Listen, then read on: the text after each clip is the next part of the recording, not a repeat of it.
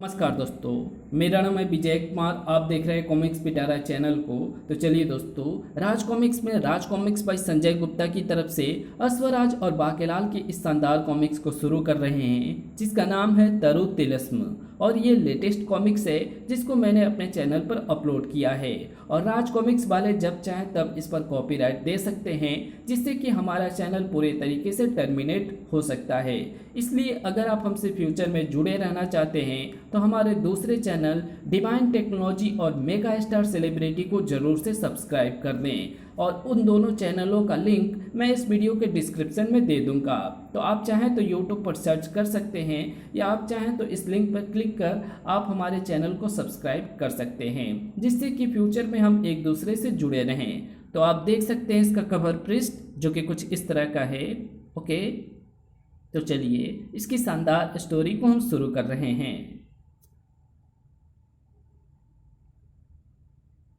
पूर्वसार। अश्वकीर्ति को दुर्लभ अस्वांद पुष्प भेंट करने के लिए अश्वराज जा पहुंचा अस्वर्या सरोवर, जहां उसका विरोध करने आए चंद्रवंशी सैनिकों को उसने धराशायी कर दिया।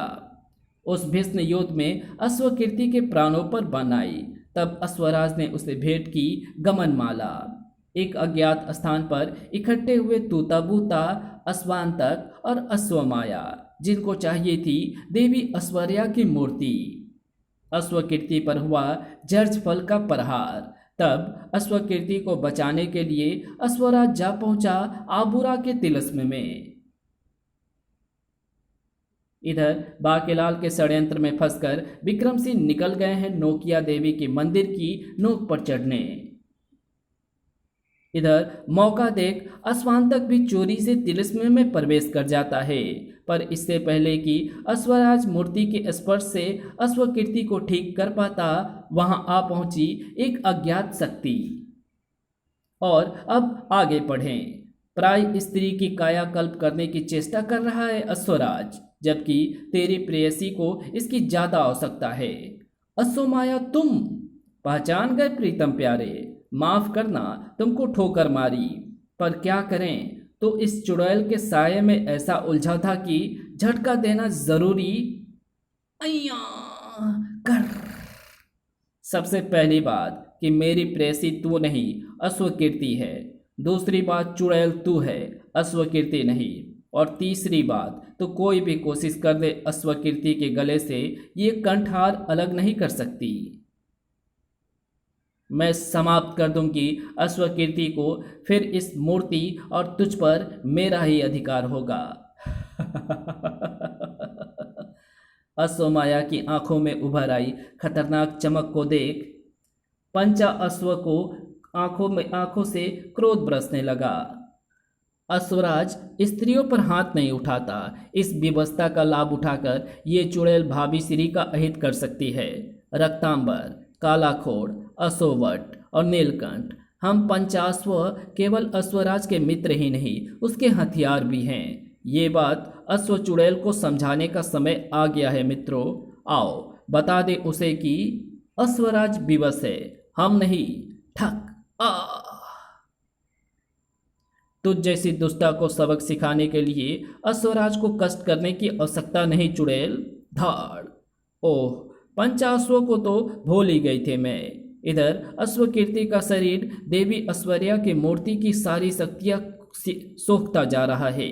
बुद्धिमानी इसी में है कि अश्वराज और उसके पंचा अश्व से ना उलझकर मैं इस शक्ति को प्राप्त करने पर ध्यान केंद्रित करूं।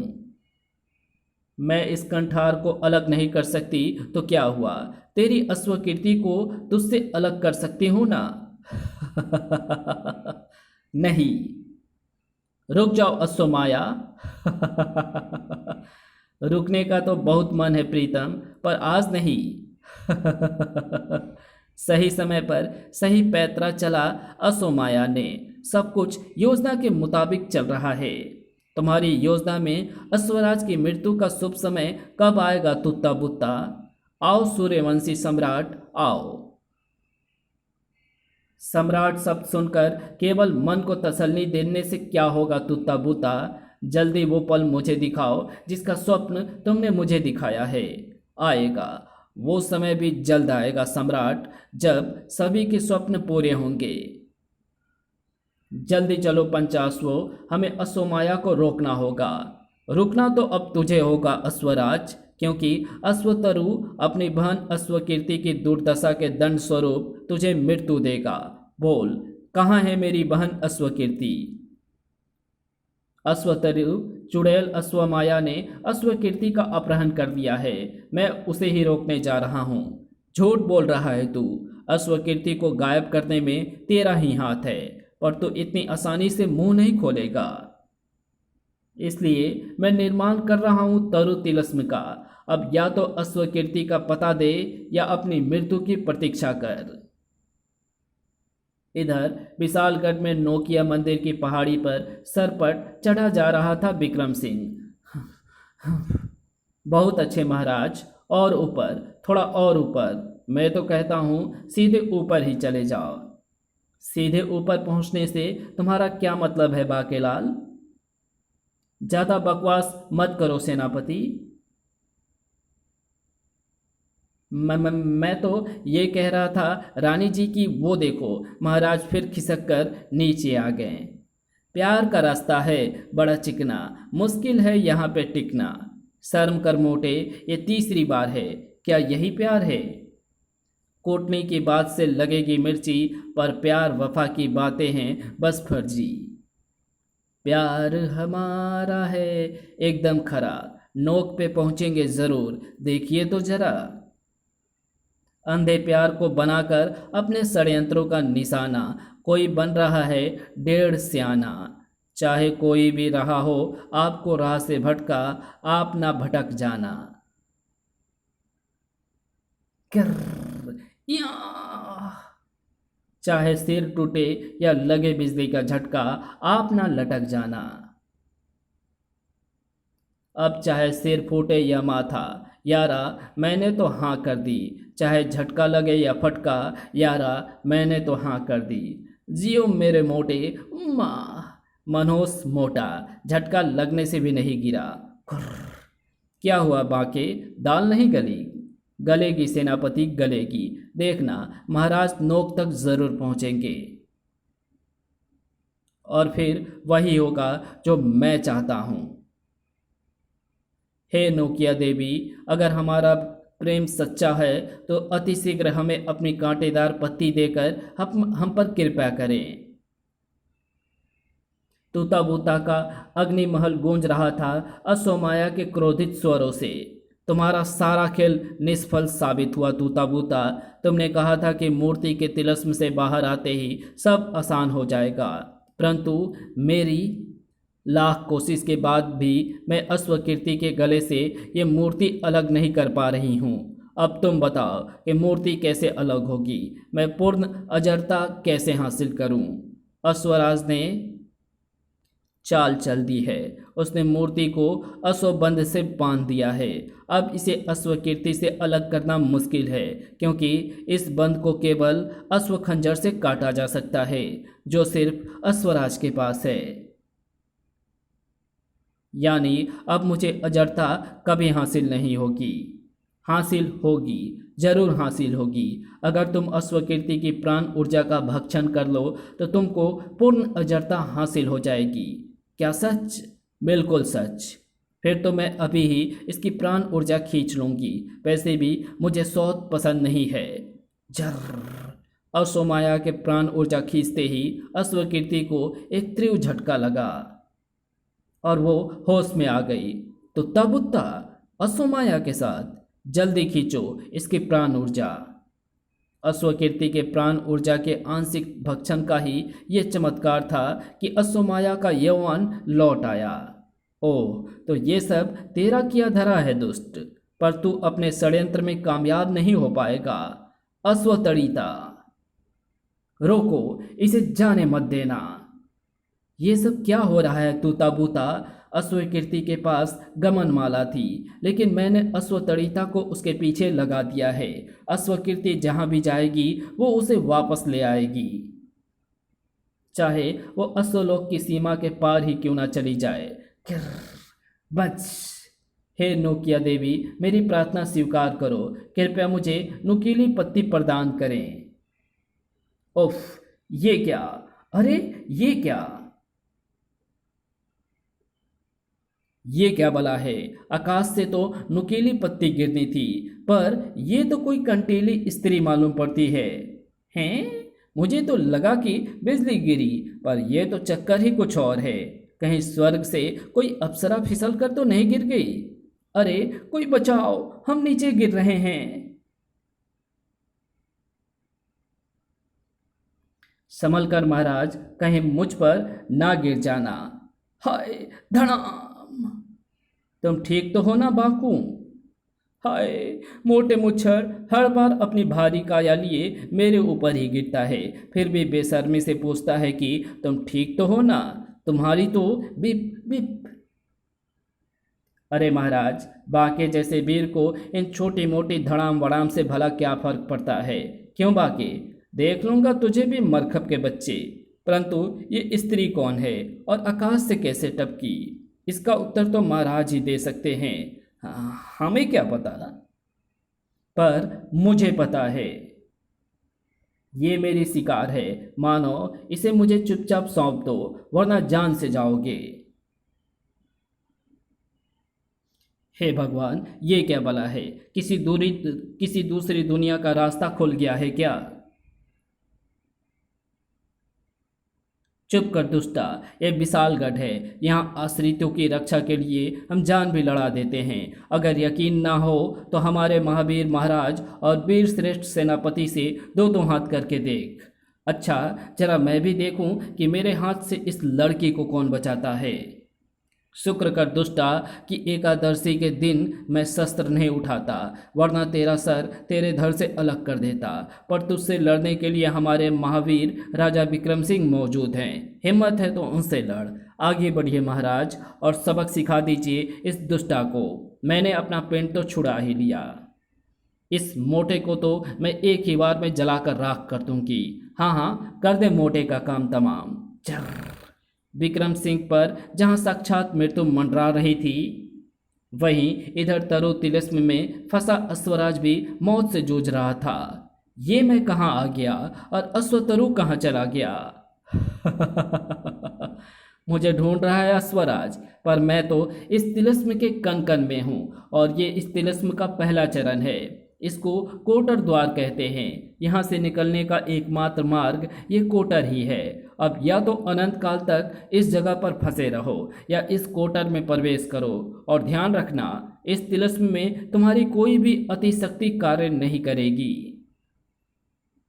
मुझे पता है इस कोटर में प्रवेश करने का अर्थ है मृत्यु के जाल में फंसना, परंतु इसके अलावा कोई चारा नहीं है, क्योंकि मेरे समझाने का भी इस पर कोई असर ना होगा। उफ, ये क्या! अंदर प्रवेश करते ही मैं तो गिरता ही जा रहा हूँ। अगर मैंने जल्दी ही खुद को ना संभाला तो मेरा शरीर धरातल से टकराकर खील खील हो जाएगा। इससे बचने का एक ही रास्ता है कि मैं इसकी अंदरूनी सतह पर अपनी तलवार अड़ा दूँ। इससे मेरे गिरने की गति कम हो जाएगी और मैं सकुशल धरातल पर पहुंच जाऊंगा। बहुत अच्छे अश्वराज, तूने कोटर द्वार पार कर लिया। अब तू जड़ तंत्र में पहुंच गया है। जड़, जिसका काम है धरती से जल और लवण खींचकर पेड़ को पोषण करना, पर इस तिलिस्मी पेड़ का पोषण जल और लवण से नहीं बल्कि रक्त से होता है। उफ, और रक्त फिलहाल से तेरे शरीर में मौजूद है। जड़ के अत्यधिक दबाव के कारण अश्वखंजर अश्वराज के कमरबंद से निकल गया। अरे वाह, ये तो बहुत सुंदर है, इसे तो मेरे पास होना चाहिए। कौन हो तुम? यहाँ क्या कर रहे हो? सामने आओ। तुम तो एक बालक हो, तुम इस तिलिस्म में क्या कर रहे हो? मेरा नाम बाकेलाल है। मैं अपने माता पिता के साथ मेला देखने धर्मपुर जा रहा था, पर रास्ते में उनसे अलग होकर रास्ता भटक गया और यहाँ फंस गया। पर तुम कौन हो? उफ, मेरा नाम अश्वराज है। मैं इस तिलिस्म में फंस गया हूँ। ये जड़ रक्त चूसक है। समझ नहीं आ रहा है कि इन जड़ों से कैसे पीछा छुड़ाऊँ। कोई छोटा मोटा पौधा होता तो मैं ही जड़ से उखाड़ कर फेंक देता, पर ये तो बहुत बड़ा है। जड़ से उखाड़ फेंकना, सोच गई युक्ति। इस विशाल पेड़ की भी कोई ना कोई मुख्य जड़ होगी। अगर मैं उसे उखाड़ दूं तो अन्य जड़ स्वयं ही निष्क्रिय हो जाएगी। यही मुख्य जड़ होनी चाहिए। इस पर वार करने से काम हो जाना चाहिए। अश्वराज के भरपूर शक्तिशाली प्रहार से मुख्य जड़ बुरी तरह से ध्वस्त हो गई और गायब हो गया तिलस्म। धन्यवाद बालक, तुमने अच्छी युक्ति बताई। हैं, मैंने क्या किया? बावला लगता है कोई। बधाई हो अश्वराज, तुमने तिलस्म का पहला चरण पार कर लिया है। अब यह तिलस्म का दूसरा चरण शुरू हो रहा है। इसका नाम है फलाफल। देख, तेरे आसपास बहुत सारे फल लगे हैं, फल जिनका काम है नए पौधे की रचना करना। पर ये फल तेरे लिए रचना करेंगे नई नई मुसीबतों को। अरे वाह, स्वादिष्ट फल, यम, मुंह में पानी आ गया। अब तो सारे फल डकार जाऊंगा। नहीं, रुक जाओ बाकेलाल, फेंक दो इसे बेवकूफ। नहीं, यहाँ की किसी भी चीज को मत छूना, समझ गए? घर्र। बाके के हाथ से स्वादिष्ट फल गिराना छोड़। घर्र। बाके के हाथ से स्वादिष्ट फल गिराया, छोड़ूंगा नहीं इसको, भयानक बदला लूंगा। बच्चों को क्यों डांट रहा है स्वराज? फल में कोई गड़बड़ नहीं है, गड़बड़ तो स्वस फल के अंदर के बीज में है, और ये गड़बड़ यहाँ के सभी फलों में है। देखते ही देखते अनगिनत फल सड़ने लगे थे और भयानक एवं विचित्र प्राणियों की फौज खड़ी हो गई। ये क्या, मेरे प्रहारों का तुझ पर कोई असर नहीं हुआ? ये कैसे हो सकता है? हैं, मोटे पर बिजली का असर क्यों नहीं हुआ? ये छोटे मोटे वार मेरे जैसे महावीर पर कोई खरोच भी नहीं डाल सकते दुष्टा।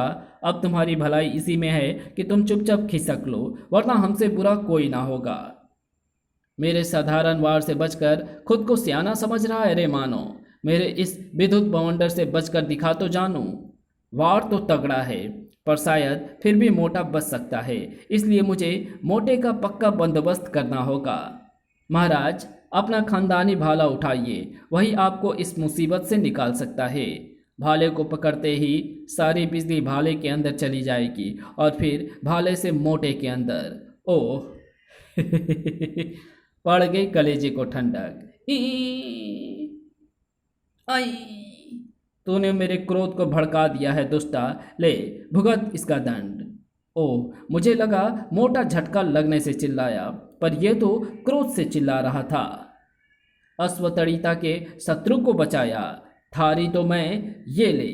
ओह नहीं, ये कहाँ फंसा दिया भोले शंकर। अगर मेरा स्पर्श भी इनसे हो गया तो क्रियाकर्म की जरूरत नहीं पड़ेगी। मोटे बचाओ। दुष्टा, तेरा ये दुस्साहस, तूने हमारे बांकों पर हमला किया। सर, झन, आई, ये क्या किया मोटे? मर गई दुष्टा, परंतु महाराज आप पर उसकी शक्तियों का असर क्यों नहीं हुआ? बांकेलाल की वजह से, मेरी वजह से। अब मैं समझा कि बाकू ने हमें हमारा खानदानी टोप कवच क्यों पहनाया, क्योंकि ये सभी विद्युत के कुचालक हैं, इसलिए हम पर बिजली के झटकों का असर नहीं हुआ और हमारा खानदानी भाला भी किसी भी तरह की ऊर्जा को सोख सकता है। अगर बाकी वक्त पर हमें भाले के इस्तेमाल का सुझाव ना देता तो हम कभी उसकी कैद से निकल ना पाते। वापस महल चलो। अरे वाह, मैं तो इसे सबक सिखाने की सोच रहा था, पर यह तो खुद ही मुसीबत में फंसा हुआ है। चलो कोई ना, आराम से बैठकर फल खाकर ये तमाशा देखा जाए। उफ, ये तो संख्या में बहुत सारे हैं, इन पर काबू पाना मुश्किल लग रहा है। ऊपर से ये मुझ पर अजीब सा लीजलीजा रस छोड़ रहे हैं, जो कि तुरंत सूख कर कड़ा हो रहा है। अगर जल्दी कोई उपाय ना किया तो कोई ना कोई फल मुझे निशाना। उफ, अरे ये तो पूरा फंस गया, मगर इसने मुझसे पंगा लिया है तो सजा देने का कुछ हिस्सा मेरे हिस्से में भी आना चाहिए। चलो एक फल तो मैं भी खींच कर मारता हूँ। अरे वाह, बाकेलाल द्वारा उछाए गए फल ने मुझे इस कैद से आज़ाद कर दिया। समझ गया, ये फल इन प्राणियों के लिए विष का काम कर रहा है। अब देखता हूँ ये प्राणी कैसे बचते हैं। साएं फच। असाधारण फुर्ती का परिचय देते हुए अश्वराज ने एक के बाद एक कई फल दे मारे थे, जिसके परिणाम स्वरूप वे सभी गल गए। शाबाश बालक, तुमने दूसरी बार मेरे प्राण बचाए, पर तुमको कैसे पता चला कि ये फल इन प्राणियों पर विष के समान असर करेंगे? मैंने तो फल इसे मारने के लिए उछाला था, पर अगर ये बात इसे पता चली तो ये मेरा कीमा बना देगा। बापू कहते हैं कि मैं शिव कृपा से उत्पन्न हुआ हूँ, इसलिए मेरे ऊपर भोले शंकर की विशेष कृपा है। उन्होंने सपने में मुझे ये सब बताया था। ओह, तुम तो काफ़ी करामाती बालक हो। लगता है मेरी रक्षा के लिए खुद भोले शंकर ने तुमको भेजा है। अरे वाह, इसने तो बड़ी आसानी से मेरा भरोसा कर लिया। अब से मैं सबको यही बात बताकर लल्लू बनाऊंगा। दूसरे चरण पार कर इतना खुश मत हो अश्वराज, क्योंकि अभी तिलस्म का तीसरा और अंतिम चरण बाकी है। उफ, अश्वतरु पागल हो गया है। मेरे साथ साथ वो एक नादान बालक पर भी प्राणघाती हमले कर रहा है। बचो बाकेलाल। साए साए साए। गुर्र। बांके पर हमला, छोड़ूंगा नहीं इसको। उफ, हर तरफ से नुकीले कंठ बरस रहे हैं। इनसे खुद को कैसे बचाऊं? उफ, तुम ये उछल कूद बाद में कर देना, पहले मुझे उस छतरी जैसे पौधे के नीचे छोड़ दो। इन पौधे की आड़ में ये नुकीली काठ हमारा कुछ नहीं बिगाड़ पा रहे हैं। ये बालक वाकई में बहुत तीव्र बुद्धिशाली है। मैं संकटों से लड़ने में उलझा रह जाता हूँ, जबकि ये बचने की तरकीबें निकाल लेता है। तूने तरु तिलस्म को तोड़कर मुझे असक्त कर दिया है अश्वराज। इस वक्त तो मैं जा रहा हूँ, मगर याद रखना फिर आऊँगा। दोबारा भी तुम्हारा वही हाल होगा अश्वतरु। आओ बालक, मैं तुमको तुम्हारे माता पिता के पास छोड़ दूँ। धत तेरी की, कितना मज़ा आ रहा था। अब फिर वही माँ बापू की डांट सुननी पड़ेगी, पर कोई नहीं, खंजर तो मिल गया ना। पिताश्री, पिताश्री, कहाँ हैं आप? पिताश्री, अनर्थ हो गया। अश्वकीर्ति, कुछ अघटित होने वाला है, जिसको रोकने की कुंजी भविष्य के गर्भ में है। भविष्य में जा। मगर पिताश्री, मैं तो अश्वकीर्ति अब नहीं है। उसे ढूंढने के लिए भविष्य में जाना होगा। उसके बारे में अश्वमाया जानती है। उसने अश्वकीर्ति की प्राण ऊर्जा का आंशिक भक्षण किया है, इसलिए वो उससे जुड़ी हुई है। उसे पकड़, वही बताएगी तुझे। फिर तो मुझे शीघ्र जाना होगा। आज्ञा दे। जा पुत्र, मुझे भी अब जाना होगा। अश्वनी, प्रकट हो। बांके, इसकी चेतना लौटने में कितना समय लगेगा? मुझे क्या पता मोटे, मैं कोई वैद्य थोड़े ही ना हूँ। मेरा मतलब है कि राजवैद्य ने कहा है कि मोटे तौर पर घंटा भर में होश आ जाना चाहिए। देख रही हो रानी, महाराज इस सुंदरी को होश में लाने के लिए कितने व्यग्र हुए जा रहे हैं। गुर्र। अरे, कोई इसे चादर तो उड़ा दो। ऐसी कोई बात नहीं, हम तो यूं ही पूछ रहे थे। नुकीली पत्ती गिरने की जगह ये गिर गई।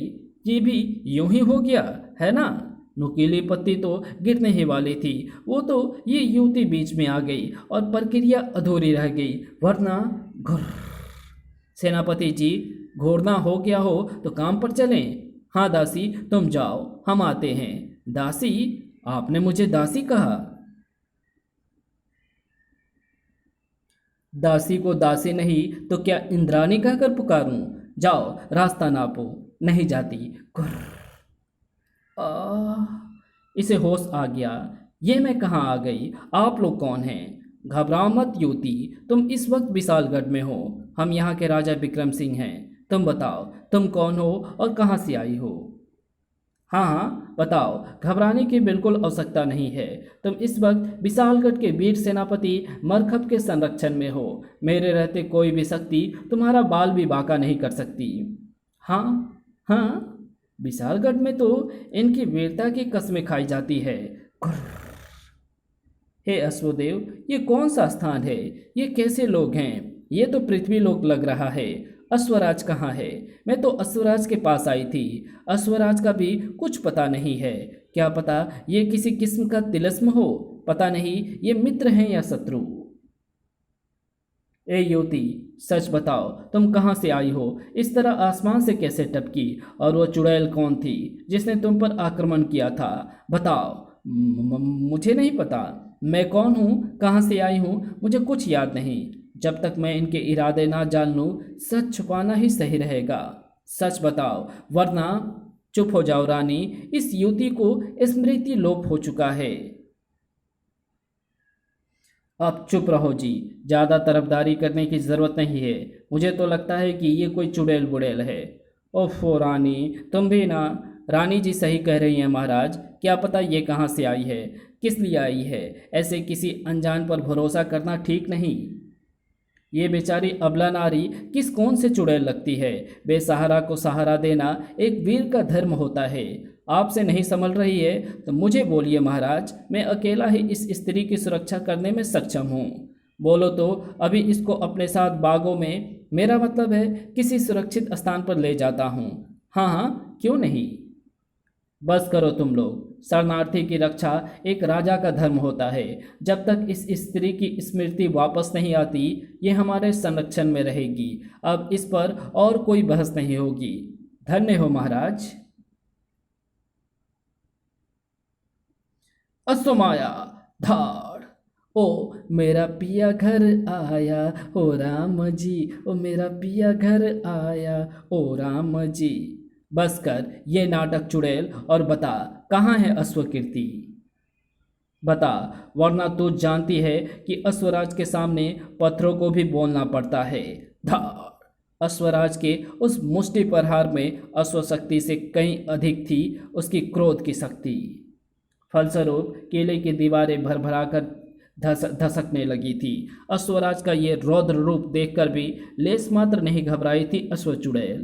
तुम्हारी इन्हीं अदाओं पर तो मैं मर मिटी हूँ प्रीतम।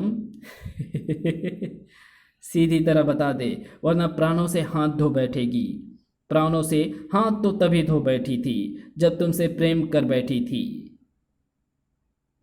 प्रेम? तुझे प्रेम का सही अर्थ भी पता है चुड़ैल? प्रेम में पाना ही सब कुछ नहीं होता। प्रेम का दूसरा नाम है त्याग। प्रेम करने वाले हमेशा अपने साथी की खुशी के लिए बक बक बक बक बक बक बक बक बक बक बक बक। बस करो अश्वराज, बस करो। तुम्हारी बातों ने मेरी आंखें खोल दी। मैं सचमुच स्वार्थी हो गई थी, मगर अब मेरी आंखें खुल चुकी है। मैं प्रायश्चित करूंगी। तो फिर बताओ, मेरी अश्वकीर्ति कहाँ है? ये तो मैं भी नहीं जानती, मगर मैं उसे ढूंढ लूंगी। आओ मेरे साथ। ये गोला हमें अश्वकीर्ति की स्थिति बताएगा। ओह, वो इस काल में नजर नहीं आ रही है। मुझे काल से परे जाकर देखना होगा। मिल गई, वो भविष्य में पहुंच गई है। भविष्य में? वो भविष्य में कैसे पहुंच गई? गमनमाला का मार्ग परिवर्तित होने के कारण अब हमें भी चलना चाहिए। पिताश्री ने भी यही कहा था। इधर तिलस्म के भीतर कब से भटक रहा हूँ, ना जाने कहाँ है ऐश्वर्या देवी की मूर्ति। ये कैसा भयावह मंजर है। चारों ओर विभस्त प्राणियों के कंकाल पड़े हैं। अश्वदानव, अश्वमानव और अश्व कच्छपों की विशालकाय मूर्तियां। ओह, ये तो अमर पिशाच हैं जो मूर्छित अवस्था में बंधे पड़े हैं। अश्वराज ने इन्हें हमेशा के लिए यहाँ कैद कर लिया है। पूरा माहौल भयानक प्रतीत हो रहा है, किसी नरक के कारागृह जैसा। चारों ओर मंत्रमुग्ध कर देने वाला संगीत बज उठा था और एक तालाब उत्पन्न हो रहा था। अश्वमतस्य कन्या के सौंदर्य के सम्मोहन में फंसा हुआ अश्वान तक उस तालाब में उतरने लगा। आ, आ, घाटी अश्वान तक की चीखों से गूंज उठी। तालाब उसके रक्त से सुर्ख होने लगा था और रक्त की धारा उस मूर्ति की चरणों पर आहुति की तरह अर्पित हो रही थी। आगामी भाग स्वर्ण ग्रंथ क्रमशः। तो इसी के साथ ये कॉमिक्स यहीं पे समाप्त होती है। तो आपको ये कॉमिक्स कैसी लगी? अगर आपको ये वीडियो अच्छी लगी हो तो इस वीडियो को लाइक शेयर कमेंट ज़रूर कर देना। चैनल पर नए हो तो चैनल को सब्सक्राइब कर ऑल नोटिफिकेशन को सिलेक्ट ज़रूर कर देना। तो मिलते हैं आपसे इसकी अगली कॉमिक्स में, तब तक के लिए बाय। और आप हमारे दोनों चैनलों को सब्सक्राइब जरूर से कर दें। Thanks for watching my videos.